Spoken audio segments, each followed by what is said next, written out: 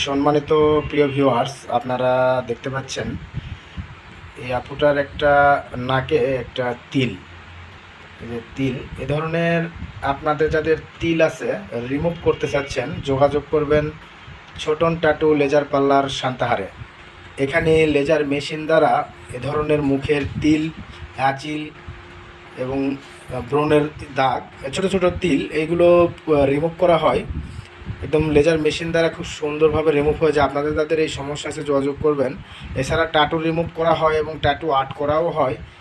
এছাড়া মুখের যাদের তিল বসানোর ইচ্ছা আছে, পার্মানেন্ট তিল বসানোও হয়। তো বিশেষ করে এই ধরনের তিলগুলো রিমুভ করলে লেজার মেশিন দ্বারা 2 সপ্তাহের মধ্যে এখানে যে একটা তিল ছিল এরকম প্রমাণিত হয় না।